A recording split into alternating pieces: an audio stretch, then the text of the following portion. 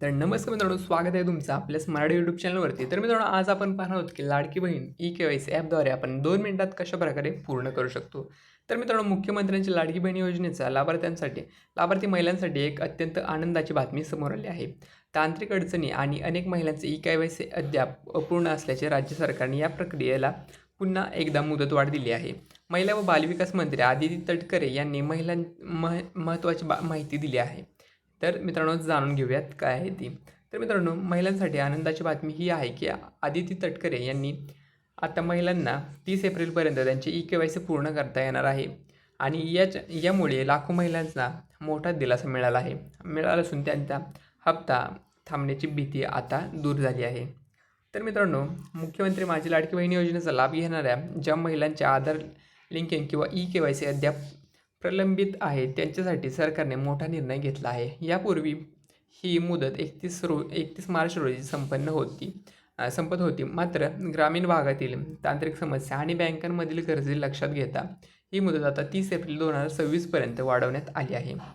मंत्री आदिती तटकरे काय म्हणल्या? तर मित्रांनो, मंत्री आदिती तटकरे यांनी सोशल मीडियाच्या माध्यमातून माहिती दिली की कोणतीही पात्र महिला या योजनेच्या लाभापासून वंचित राहू नये आणि हा सरकारचा उद्देश आहे. ज्या महिलांचे अर्ज मंजूर झाले आहेत पण तांत्रिक तांत्रिक कारणामुळे ई-के-वाय-सी झालेली नाही, त्यांनी 30 एप्रिलपर्यंत ही प्रक्रिया पूर्ण करून घ्यावी.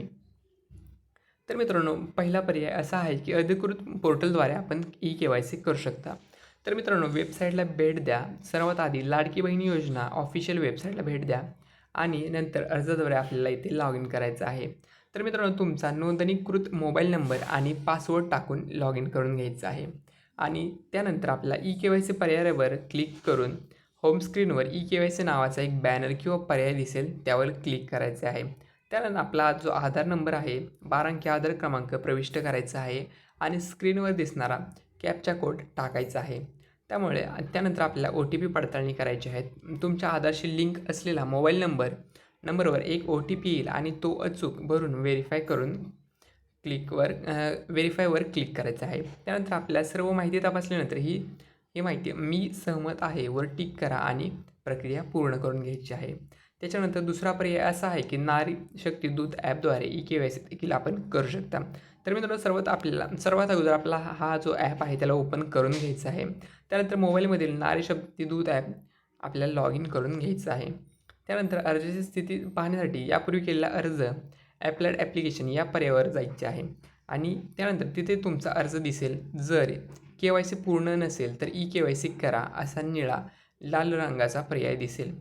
त्यानंतर आपल्याला त्यावर क्लिक करून आधार नंबर टाकायचा आहे आणि मोबाईलवर आलेला ओ-टी-पी भरून प्रक्रिया पूर्ण करून घ्यायची आहे. तर मित्रांनो, तुम्ही देखील अशा प्रकारे तुमची ई-के-वाय-सी आहे ती पूर्ण करू शकता. तर मित्रांनो, अशाच व्हिडिओसाठी आपल्या यूट्यूब चॅनलला नक्की पुन्हा एकदा भेट द्या. धन्यवाद.